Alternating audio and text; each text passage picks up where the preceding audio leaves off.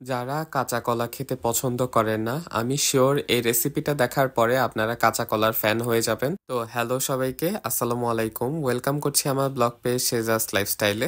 আশা করি সবাই ভালো আছেন, আমিও আলহামদুলিল্লাহ অনেক ভালো আছি। আজকে মূলত আপনাদের সাথে একটা কাঁচা কলার রেসিপি শেয়ার করব। তো এখানে কাঁচা কলা আর আলুকে সেদ্ধ করে নেওয়া হয়েছিল।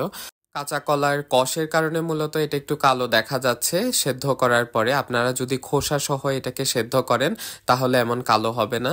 তো যাই হোক, এখন এটাকে ভালো করে ম্যাশ করে নিতে হবে। আপনারা চাইলে আলুটাকে আলাদাও সেদ্ধ করে নিতে পারেন। তো আমি এখন এটাকে সুন্দর করে ভালোভাবে ম্যাশ করে নিচ্ছিলাম। এই রেসিপিটা আপনারা দুইভাবে করতে পারেন, একটা ভর্তা হিসেবেও খেতে পারেন অথবা আমি যেভাবে দেখাচ্ছিলাম বড়া, এভাবেও রেডি করতে পারেন। আপনারা থাম্বনেল দেখে অনেকেই হয়তো বা বুঝতে পেরেছেন যে আজকে একটা কাঁচা কলার বড়ার রেসিপি আপনাদের সাথে আমি শেয়ার করব।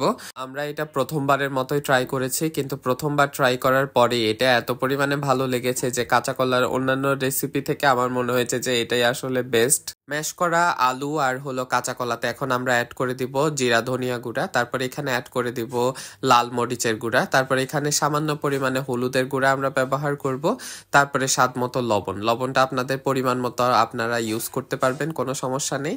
তারপর এখানে টেস্টটা বাড়ানোর জন্য আমরা এখানে অ্যাড করে দিব সাদে ম্যাজিক মশলা।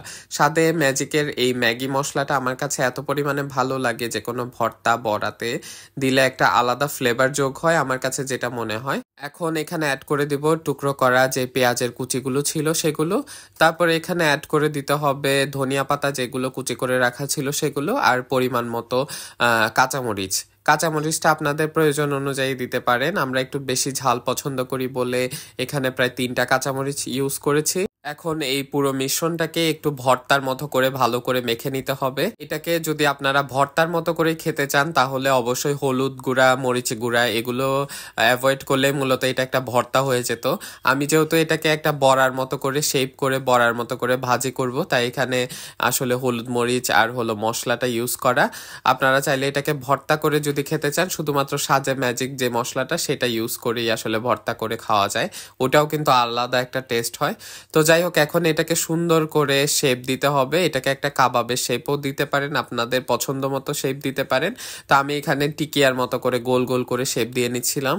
কাঁচা কলা আর আলু দুইটাই যেহেতু শুকনো উপকরণ, তো এখানে বাইন্ডিংসের জন্য অন্য কিছুই আসলে ইউজ করতে হবে না। এই পুরো মিশ্রণটাই সুন্দরভাবে বাইন্ডিংসে আসলে কাজ করবে, আপনার শেপ দিতে খুবই পরিমাণে ইজি হবে ব্যাপারটা। তো এই তো একটা একটা করে সবগুলোই বানানো হয়ে গেল, এখানে প্রায় অনেকগুলোই হয়েছে। এখন এগুলোকে সুন্দর করে ভেজে নেওয়ার পালা। তেলটা যখন একটু গরম হয়ে আসবে তখনই মূলত এই জিনিসগুলোকে আস্তে আস্তে করে ছেড়ে দিতে হবে।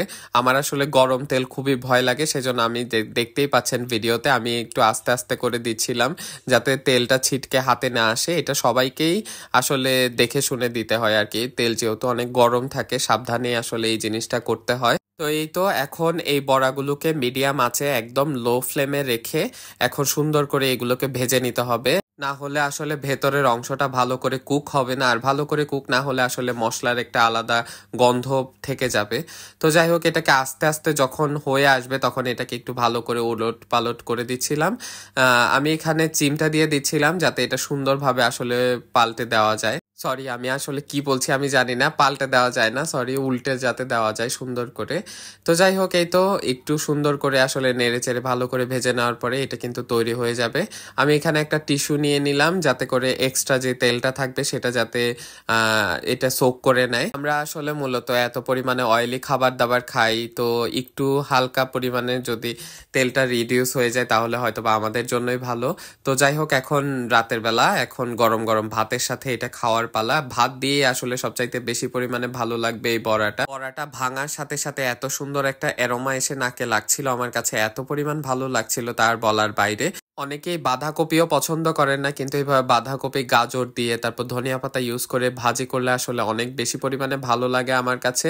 প্লাস কাঁচা কলা আমি আসলে আগে অনেক বেশি অপছন্দ করতাম, আমার কাছে ভালো লাগতো না, কিন্তু এভাবে রান্না করলে আমার মনে হয় যে কাঁচা কলা পছন্দ করবে না এমন কোনো মানুষ নাই।